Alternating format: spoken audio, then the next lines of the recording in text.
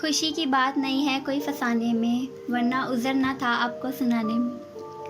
زمر کال ختم کر کے باہر آئی تو بڑے ابا لاؤنج میں اخبار پڑھ رہے تھے۔ وہ خاموشی سے سامنے والے صوفے پہ آ بیٹھی۔ بڑے ابا نے اینک کے اوپر سے اسے دیکھا۔ اس کی آنکھیں اور ناک گلابی پڑ رہی تھیں۔ صداقت نے چائے لا کر رکھی تو وہ سر جھکائے چینی ملانے لگی۔ پارٹی کیسی رہی؟ تم رات بنا بات کیے اندر چلی گئی تھی۔ کیا میں یہ سمجھوں کہ آپ کے پوتے یا پوتی نے سویرے ہی فون کر کے ساری بات نہیں بتائی؟ اس کی آواز بھاری تھی۔ شاید وہ رات کو روئی تھی۔ وہ کسی کے سامنے نہیں روتی تھی، وہ مضبوط تھی۔ بڑے ابا کو ہر مضبوط انسان پہ اب ترس آتا تھا۔ حنین نے بتایا ہے سب، مگر میں تمہارے منہ سے سننا چاہتا ہوں۔ زمر کپ لبوں سے لگا کر ٹی وی کی سمت دیکھنے لگی۔ اس کا رنگین شو جاری تھا۔ لاؤنج میں پھر بھی خاموشی محسوس ہوتی تھی۔ دونوں منتظر تھے۔ پھر وہی بول اٹھی۔ اس کو پیسے چاہیے تھے تو مجھ سے مانگتا، کوئی مسئلہ تھا تو مجھے بتاتا، مگر شدت ضبط سے آنکھوں میں گلابی لکیریں ابھرنے لگیں۔ تمہیں کیا لگتا ہے اس نے چوری کی ہے؟ وہ نیکلس اس کے پاس سے ملا ہے۔ وہ اندر کمروں میں بھی گیا تھا۔ وہ اسی لیے آنے پہ راضی ہوا تھا کہ پارٹی گھر پہ ہے، ورنہ پہلے صاف انکار کر دیا تھا۔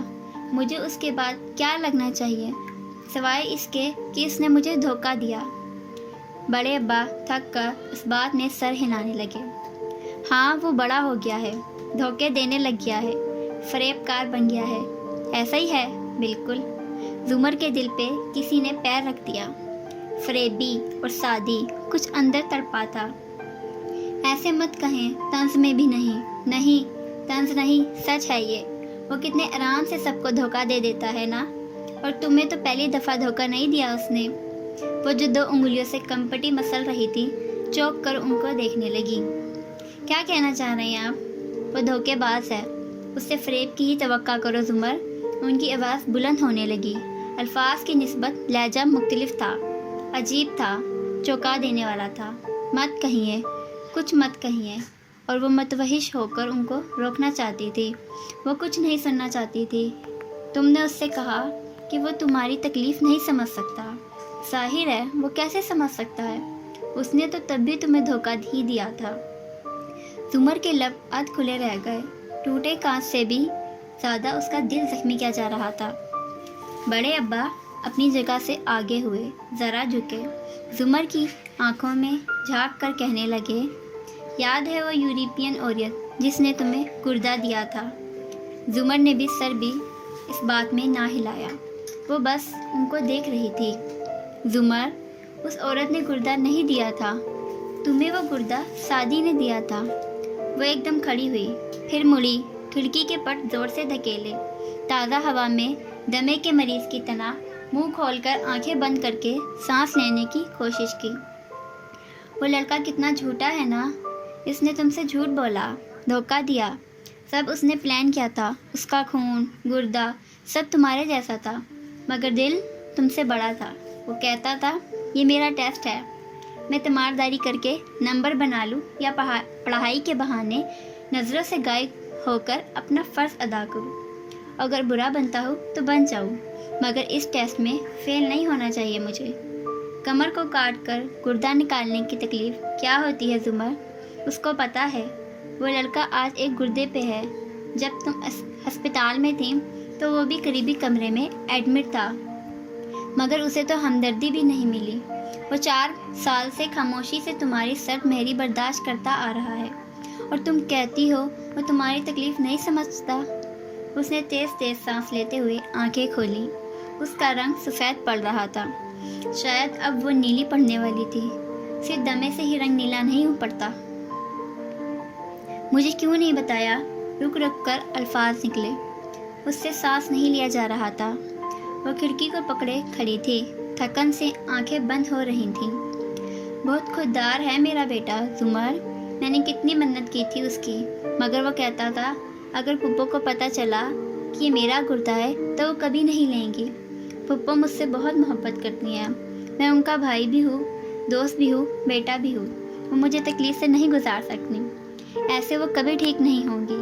اور میں آج بھی نہ بتاتا اگر تم اس رات اس کو یہ نہ جتاتی۔ اس نے کرب سے آنکھیں بند کر لیں۔ گردہ کٹنے کی تکلیف زیادہ بڑی تھی یا دل کٹنے کی؟ اس سوال کو تو جواب کی ضرورت ہی نہ تھی۔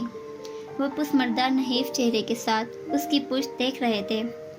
اگر آج تمہارے پاس ایک گردہ ہے تو اس کی وجہ شادی ہے۔ وہ دھیرے سے پلٹی۔ اس کی آنکھوں کی گلابی لکیریں سرخ پڑ چکی تھیں، شاید ان میں نمی بھی تھی۔ بھلے وہ انہیں نہ گرنے دے، مگر وہ بہرحال آنسو تھے۔ آپ یہ کہہ رہے ہیں کہ آج اگر میرے پاس ایک گردہ ہے تو اس کی وجہ شادی ہے؟ اور یہ سوال نہیں تھا، سو اس کا کوئی جواب بھی نہ تھا۔ وہ نم آنکھوں سے اس کو دیکھتے رہے۔ جواب کا انتظار اسے بھی تھا۔ وہ تیزی سے اپنے کمرے کی طرف چلی گئی۔ کھڑکی اب پوری کھل چکی تھی اور تازہ ہوا بہت امید افزا تھی۔ الفت کے سودے کون کرے، نفرت کی جھولی کون بھرے، ہم کاروباری دنیا میں بیگانے ہی بیگانے ہیں۔ سیاہ BMW اس بنگلے کے پورچ میں کھڑی ہو کر رکی۔ شوفر نے فوراً دروازہ کھولا۔ ہاشم باہر نکلا اور سونیا کی انگلی پکڑے اسے بھی باہر لایا۔ پھر گلاسز اتار کر گریبان میں اٹکائے ہوئے داخلی دروازے کو دیکھا جہاں شہرین کھڑی تھی۔ وہ ابھی اٹھی تھی مگر باپ کٹبال بالکل سیٹ تھے۔ بائے بابا۔ سونیا سے ملنے کو وہ جھکا تو اس نے باپ کے دونوں گال چومے، پھر پیچھے اترتے نوشیروان کو ہاتھ ہلایا۔ بائے شیرو۔ وہ جو خوشمگی نگاہوں سے صرف شہرین کو دیکھ رہا تھا، بد وقت مسکرا کر سر کو خم دیا۔ سونیا بھاگتی ہوئی ماں کے گلے لگ گئی جو اس کے لیے جھکی تھی، ان دونوں سے قطعاً بے نیاز۔ میرا بیبی۔ آنکھیں موندے بچی کو ساتھ لگائے وہ بڑبڑائی۔ ہاشم ایک ہاتھ جیب میں ڈالے مسکرا کر دونوں کو دیکھ رہا تھا۔ بتایا ہے مجھے سونیا نے رستے میں کہ ایسی کتنی خواہش تھی ہمارے ہنی مون کی تصاویر دیکھنے کی۔ شہرین بے اختیار سیدھی ہوئی، نگاہیں پھسل کر خود کو چپتی آنکھوں سے دیکھتے ہوئے شیرو پہ گئی۔ اس کی گردن میں گلٹی سی ابھر کر معدوم ہوئی تو وہ بظاہر لاپرواہ تھی۔ سونیا کو سر کے اشارے سے اندر بھیجا۔ تو تمہیں لگتا تھا کہ تم مجھے بے وقوف بنا لو گی؟ مسکراتے ہوئے آگے آیا، اس کے بالکل مقابل کھڑا ہوا اور آنکھوں میں دیکھ کر بولا، تم کیا کہہ رہے ہو؟ وہ اکتائی۔ شہرین، انسان میں کتنے گٹس ہونے چاہیے کہ اپنی عمل کی ذمہ داری لے۔ تم سے اچھا تو سادی نکلا۔ 2 ہاتھ لگائے میرے گارڈ نے تو سب بک دیا کہ کس طرح تم نے اسے پاسورڈ دیا، اور ہاں وہ بھی میری ہی بیٹی کے کیک پہ۔ تم اچھی جاسوس بن سکتی ہو ویسے۔ تم نے ISI کے لیے اپلائی کیوں نہیں کیا؟ شہرین کے آئیبرو حیرت سے اٹھے۔ سادی نے، اوہ تمہیں لگا تھا وہ نہیں بتائے گا؟ شہرین کی آنکھوں میں غصہ اور بیزاری ابھری۔ میں تم سے اتنی اکتا چکی ہوں کہ تمہارے خلاف مدد مانگنے والے کو انکار نہیں کر سکتی، اور کسی اچھے دوست کو تو بالکل نہیں۔ اوہ اچھا دوست، کیا تم نے نوٹ کیا؟ موڑے بغیر نوشیروان سے سوال کیا، اور اس کو دوسری دفعہ صدمہ ہوا تھا۔ ابھی تک امید تھی کہ شاید، مگر اب نہیں۔ غم غصے میں بدلنے لگا۔ وہ بھائی کے عقب سے نکل کر آگے آیا۔ کیا تمہیں میں ہی ملا تھا استعمال کرنے کے لیے؟ بھویں بیچے وہ غصے سے کہہ رہا تھا، وہ بھی اس لوزر سادی کے لیے۔ اس کو تو میں چھوڑوں گا نہیں، اور بدلہ تو میں تم سے بھی لوں گا۔ گو کہ ہاشم یہی چاہتا تھا، مگر نوشیروان کا پارا بہت تیزی سے چڑھتا ہوا غصہ قابو کرنے کے لیے اسے اس کی کوہنی تھامنا پڑی۔ نوشیروان سر جھٹک کر رخ موڑ گیا۔ شہرین بس ضبط سے ان دونوں کو دیکھے جا رہی تھی۔ آئندہ میرے خلاف کسی کی مدد کرنے سے پہلے یہ سوچ لینا کہ پھر تمہیں ساری زندگی اپنی بیٹی کی شکل نہیں دیکھنی پڑے گی۔ اور اگر کوئی شک ہو تو پہلی کس تو تم 3 دن بعد تب دیکھو گی جب تم چھٹیوں پہ دبئی اکیلی جاؤ گی۔ سونیا کو اس لیے چھوڑ رہا ہو کہ 2 دن گزار لو اس کے ساتھ۔ شہرین کے تاثرات بدلے، بے چینی، پریشانی۔ وہ تیزی سے آگے بڑھی۔ ہاشم، سونیا میرے ساتھ جائے گی، یہی طے ہوا تھا۔ طے کرنے والا میں تھا، منسوخ بھی میں ہی کر رہا ہوں۔ مسکراہٹ غائب تھی اور وہ درشتی سے چبا چبا کر کہہ رہا تھا، بلا کے وقت اپنی بیٹی میں نے تمہارے حوالے کی کہ تم ماں تھی، سو میں نے تم پہ احسان کیا تھا. تب سے ہفتے میں 2 دن اپنی بیٹی کو لے کر جاتا ہوں, باقی وہ تمہارے ساتھ رہتی ہے. تمہیں میری طرف سے کوئی پریشانی نہیں ملتی, اور اس کا صلہ تم میری پشت پہ وار کر کے دیا کرو گی. اس کی آواز اونچی ہو رہی تھی. نوشیروان اب ذرا کم غصے سے ان کو دیکھ رہا تھا. اندر سے پریشانی بھی تھی. شہرین بیٹی کے بغیر کیسے رہے گی؟ میں سونیا کے بغیر کیسے رہوں گی؟ تم یہ نہیں کر سکتے. اس کا سارا تنا جھاگ بن کر بیٹھ گیا. یہ تو پہلے سوچنے والی بات تھی. 2 دن گزار رہو اور تیسرے دن میری بیٹی کو واپس چھوڑ جاؤ. اور یہ تو تم جانتی ہو کہ میری بیٹی کو میری مرضی کے بغیر تم دنیا کے کسی ملک لے جانا تو کیا اس ملک سے بھی نہیں نکال سکتی. اس نے صرف پاسورڈ مانگا تھا. اسے وہ واپس چاہیے تھا جو تم نے اس سے لیا تھا. مجھے نہیں پتا وہ کس چیز کی بات کر رہا تھا. تم ایسا یوں مت کرو ہاشم. ہاشم چوکا, پھر سر جھٹک گیا. تو تم نے اس کی مدد کیوں کی؟ میں تمہاری بیٹی کا باپ ہوں اور یہ تمہاری بیٹی کا چچا ہے جس کو تم نے یوز کیا. سو اب تم سونیا کو نہیں لے کر جا رہی, قطعی انداز میں کہہ کر وہ مڑ گیا. دونوں تیز کار تک واپس آئے. دروازے جھٹ کھولے گئے. شہری کھڑی رہی, بے بسی, پریشانی سے لب کاٹتی. میں نے سعدی کو انڈر ایسٹیمیٹ کیا تھا, ہاشم بیٹھے ہوئے بڑبڑایا.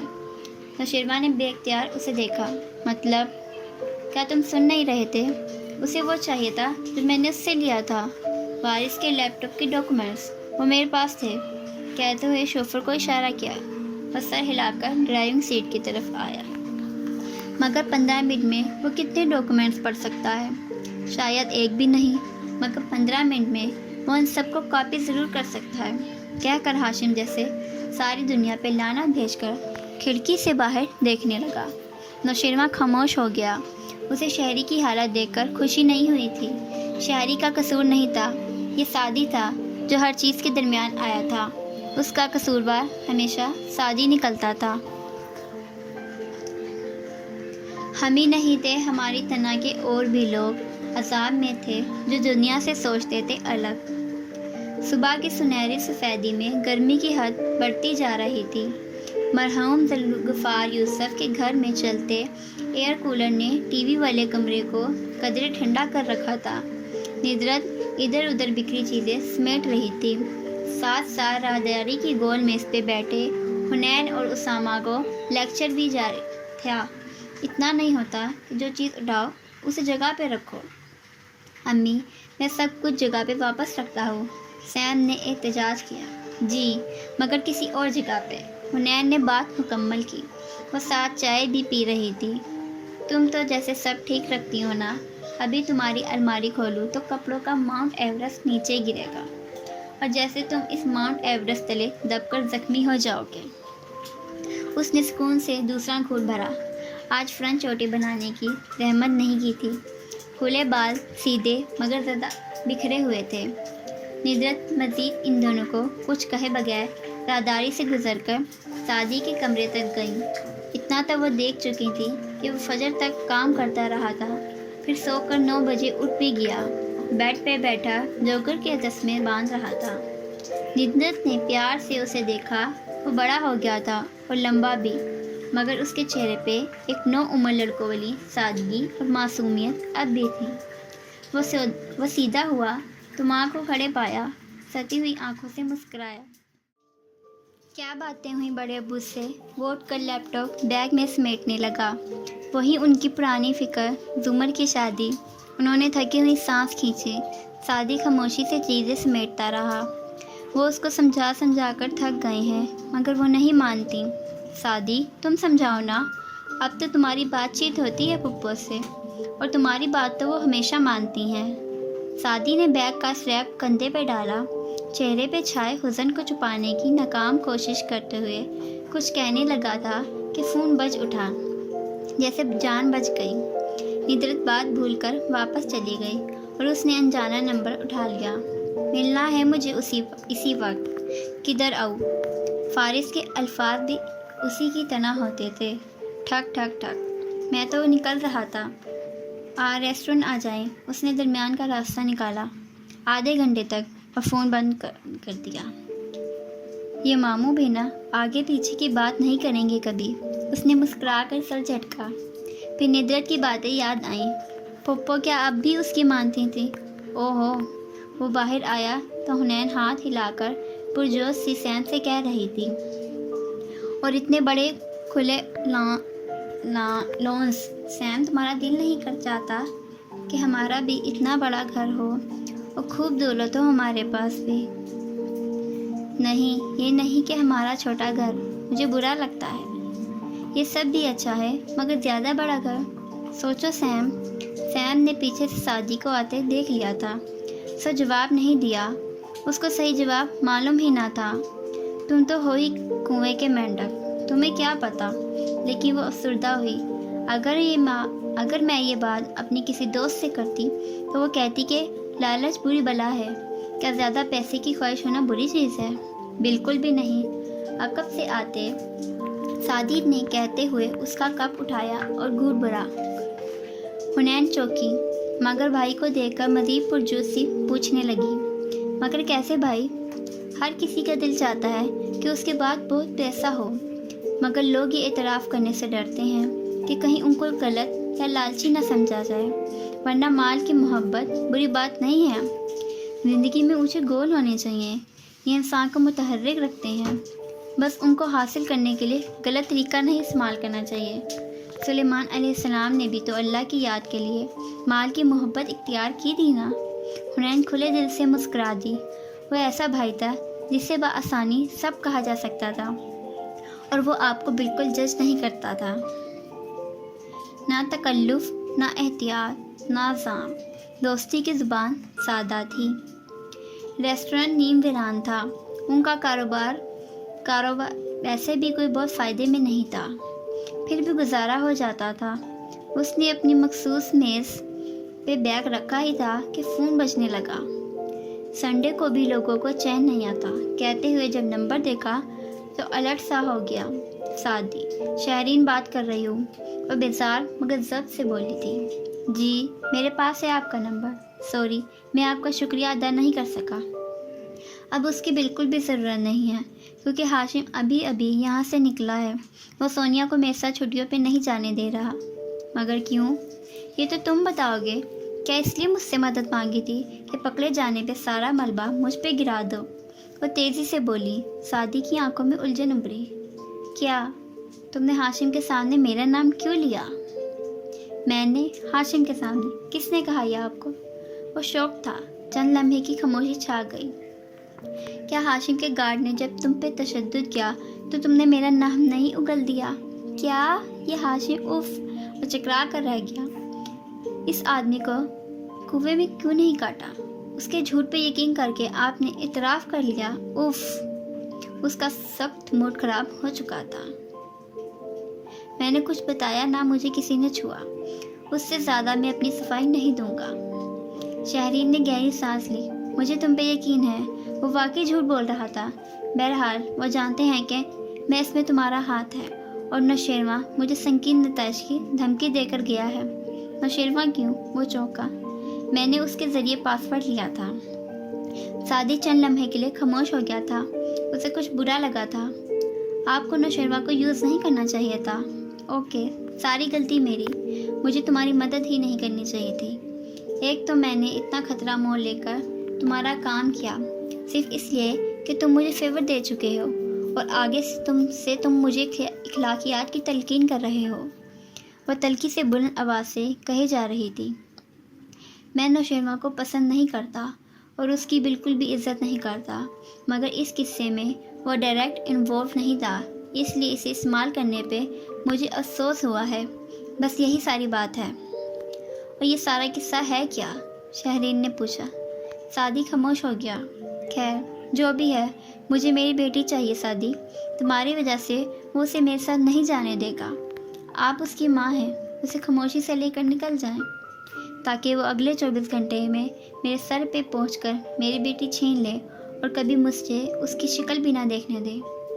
मैं उसको लेकर दुनिया के किसी भी हिस्से में चली जाती अगर मुझे यकीन होता कि वो वहाँ नहीं पहुँच सकता। और फिर मैं क्यों भागूँ? میری زندگی یہاں سیٹل ہے، دوست، ماں باپ سب یہاں ہیں اور میں اس روٹین میں خوش تھی، مگر اس کا گلا تھک گیا، وہ سانس لینے کو رکی۔ آئی ایم سوری کافی نہیں ہے، تم ہاشم سے بات کرو، تم نے جو اس کا چرایا ہے اسے واپس کر دو۔ یہ تو میں کبھی نہیں کروں گا، لیکن اگر آپ نوشیروان سے ایکسکیوز کر لیں تو شاید وہ کچھ کر سکیں۔ تم کیوں کچھ نہیں کر سکتے؟ میں آپ کو جھوٹی تسلی نہیں دینا چاہتا، ایمانداری سے بتا رہا ہوں، میری بات ہاشم بھائی نہیں مانے گا۔ آپ شیرو نہیں تو سونیا کو راضی کریں، وہ ضد کرے گی تو ہاشم مان جائے گا۔ وہ کرسی پہ بیٹھا گلاس وال کو دیکھتے ہوئے کہے جا رہا تھا۔ یکدم کوئی جھلک دکھائی دی، گہرے بھورے گھنگریالے بال۔ اس نے چونک کر گردن موڑی، پھر عجلت سے خدا حافظ کہہ کر فون رکھتا کھڑا ہوا۔ وہ اس کو دیکھتی ہوئی آ رہی تھی، آنکھوں کا گلابی پن اب مدھم تھا۔ سادی سانس روکے کھڑا تھا، وہ خوفزدہ تھا، پر امید تھا، وہ پریشان تھا، خوش تھا۔ زمر خاموشی سے کرسی پہ بیٹھی، چہرہ بنا تاثر تھا، بال جوڑے میں تھے، ایک لٹ گردن کو چھو رہی تھی۔ بھابھی نے بتایا تم ادھر ملو گے۔ سادی کو دیکھتے ہوئے وہ متوازن لہجے میں بولی۔ جو زمر گئی تھی، ایک ہفتے میں دوسرا چکر۔ سادی بھی سر ہلاتا بیٹھا۔ چھٹی پہ ہوں آج کل، کام وغیرہ ادھر لے آتا ہوں۔ آگے کا کیا ارادہ ہے؟ زمر لہجے بھر کو بھی اس سے نظر نہیں ہٹا رہی تھی۔ کچھ عرصے بعد پی ایچ ڈی کے لیے جاؤں گا، مگر ابھی نہیں۔ حنین کی کسی اچھی جگہ شادی ہو جائے، پھر امی اور سیم کو ساتھ لے جاؤں گا۔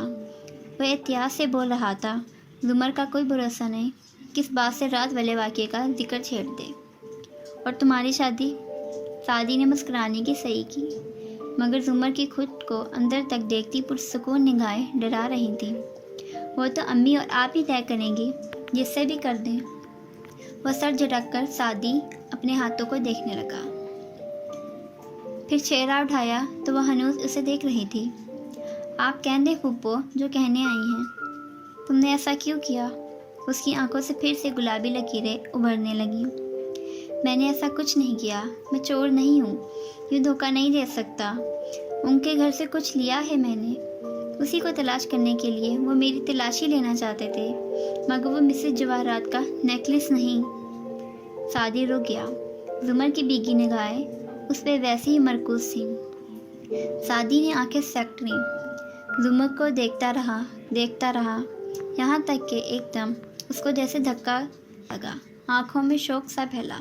زمر چوری کی بات نہیں کر رہی تھی، امی نے یا حنین، وہ قصوروار کا نام جاننا چاہتا تھا، بڑے ابا نے۔ زمر نے بھیگے لہجے میں تصحیح کی۔ سادی کچھ بولنے کے قابل نہیں رہا، لب بھیج کر دوسری سمت دیکھنے لگا، پھر سر جھٹکا۔ میں ان کو اس کے لیے کبھی بھی معاف نہیں کروں گا۔ وہ بری طرح ہرٹ ہوا تھا، زمر کی آنکھوں میں دیکھنے کی ہمت نہیں تھی۔ اندھیرے میں کھڑے شخص پہ کسی نے فلیش لائٹ روشن کر دی تھی۔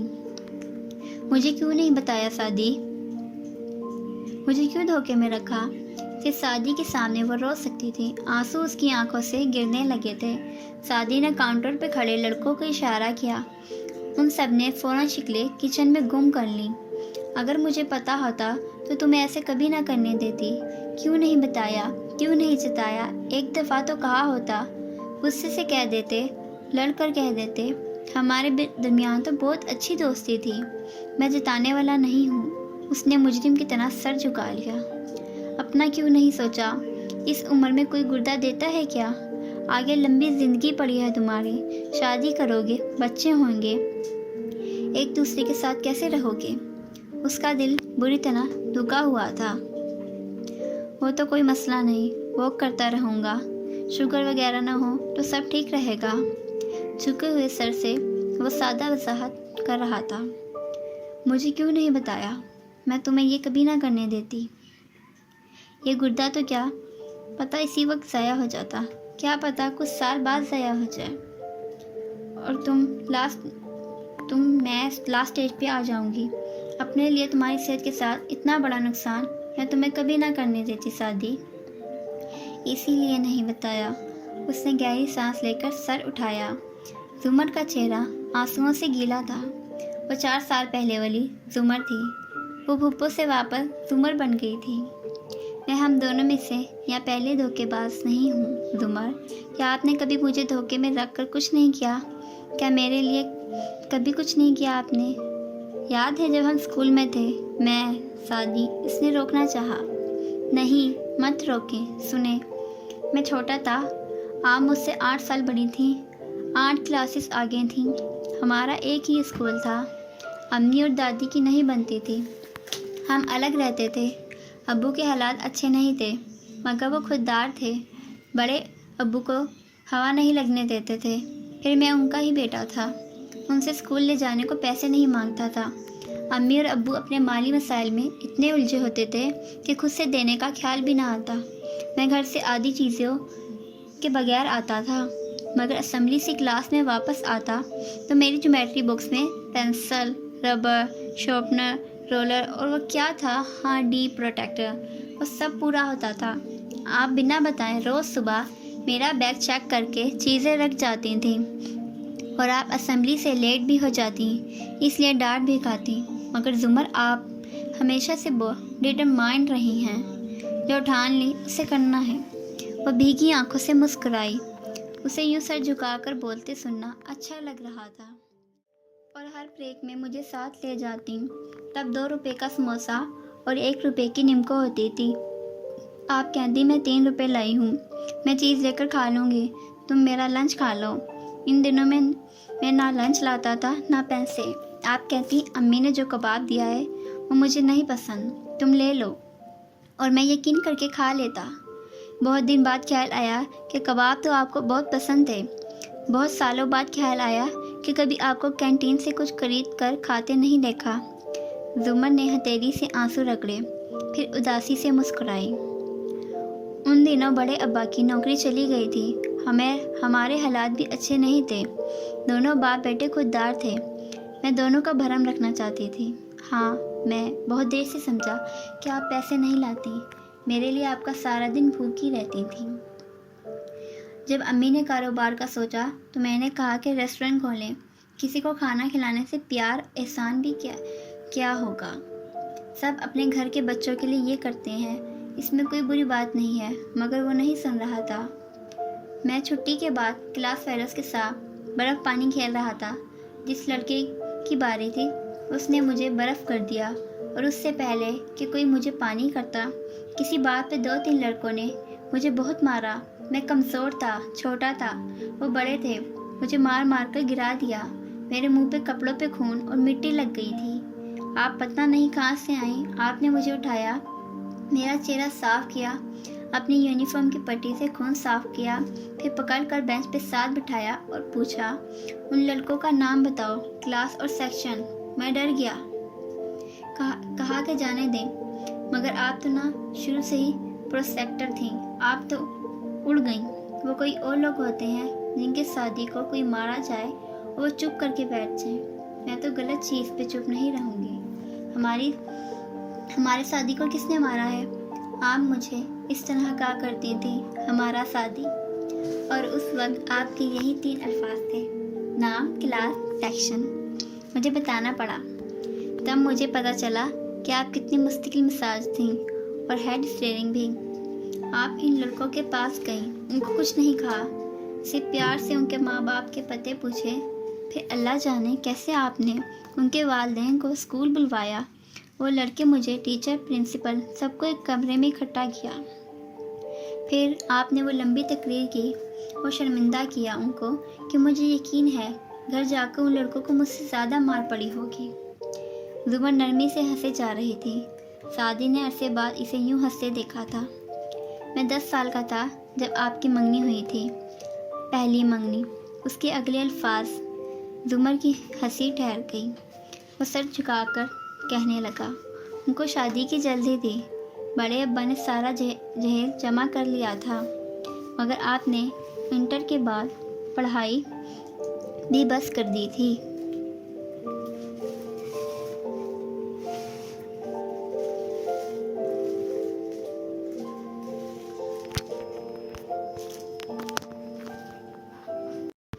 شادی کی تیاریاں عروج پہ تھیں، دادی نے سارا سامان سٹور میں رکھا تھا، कपड़े, फर्नीचर सब ऊपर नीचे घुसाया था। मैं और आप वहाँ बैठे बातें करते थे। आप मुझे बहुत शौक से अपनी चीज़ें दिखा रही थीं। मैंने ज़िंदगी में कभी दोबारा आपको उतना खुश नहीं देखा था जितना तब देखा था। छोड़ो इस बात को, उसने तकलीफ से पहलू बदला। मुझे तो वो सब याद है। आप चली गई थी, मैं अकेला था। मैंने कुछ जलाया था या पता नहीं क्या। मैं बाहर आ गया मगर आग नहीं बुझी। सारा स्टोर जलकर राख हो गया। अगर वो स्टोर अलग ना बना होता तो सारा घर जल जाता। मेरे अब्बा के पास जहेज़ दोबारा बनाने की रकम ना थी। लड़के वालों के पास मोहलत देने का ज़र्फ ना था। आपकी मंगनी टूट गई। दादी को शक था कि इसमें मेरा हाथ है, मगर आपने सबसे ये कहा कि ये आपसे हुआ है। आपने मुझ तक बात ना आने दी। मैंने पूछा कि क्यों झूठ बोल रही हैं, तो आपने कहा, शादी में तुम्हें प्रोटेक्ट कर रही हूँ। मैं हमेशा तुम्हें प्रोटेक्ट करूँगी। इसमें तुम्हारा कसूर नहीं था। और आपकी दूसरी मंगनी ख़त्म होने में भी मेरा ही कसूर था। मैंने आपको मजबूर किया वारिस मामू के केस के लिए। मैंने आपको उसमें फंसाया था। क्या इस सब के बाद भी और दूसरी अनगिनत कुर्बानियों के बाद भी जो आपने हमारे लिए दी, मैं आपके लिए इतना सा भी नहीं कर सकता था? जुमर ने नफ़ी में सर हिलाया। कुछ भी तुम्हारी वजह से नहीं हुआ। ये मेरी किस्मत थी। मैं 4 साल गलत जगह से तुमसे खफा रही, या शायद मैं इंतज़ार करती रही कि तुमने भी तो मेरी मौजूदगी में आना छोड़ दिया था। मैं चाहता था कि हम नाराज़गी में कम से कम सामना करें। मुझे पता था एक दिन हमारी सुलह हो जाएगी। खून के रिश्तों में सुलह हो ही जाती है, मगर मैं दरमियान की तकलीफ से बचना चाहता था। जुमर ने नम आंखों से मुस्कुराकर उसे देखा, जो सर झुकाए लब काटता कह रहा था, ये वही बच्चा था जिसको उंगली पकड़कर चलना सिखाया था। ये इतना बड़ा कब हुआ? क्या आप कल रात के लिए भी अभी भी मुझसे नाराज़ हैं? सादी ने सर उठाकर डरते डरते पूछा। मैं कल भी नाराज़ नहीं थी, बस अपसेट थी। निकलने से पहले उनकी नौकरानी मुझसे टकराई थी बुरी तरह। उसी ने मेरे कोट में डाला होगा, मुझे यकीन है। हो सकता है उसने चुराया हो, मगर पकड़े जाने के खौफ से ऐसा किया हो। वो टिश्यू से आंखों के किनारे पूंछते अंदाज में कह रही थी। जुमर मुलाजिम मालिक के बगैर इतना बड़ा स्टेप नहीं लेते। ये सब हाशिम ने करवाया है। मगर जुमर, जो कल हाशिम से गुमान हो रही थी, अब वो बदगुमानी ज़ाइल हो चुकी थी। हाशिम को नेकलेस चाहिए था, इसलिए वो तलाशी लेना चाहता था। शायद मुझसे कोई भूला बिसरा बदला भी उतारना चाहता हो, मगर वो इतना बुरा नहीं है कि ये खुद रखवाता, वरना वो सुबह मुझे फ़ोन करके माजरत ना करता। वो रसान से समझा रही थी। उसको पता था कि नेकलेस हमारी जेब में है, मगर फिर भी इसने हमें जाने दिया। उसने हमें बेइज्जत होने नहीं दिया। मैं इसके इस अमल की कदर करती हूँ। खैर, अब तुम वो कैसे वापस करोगे?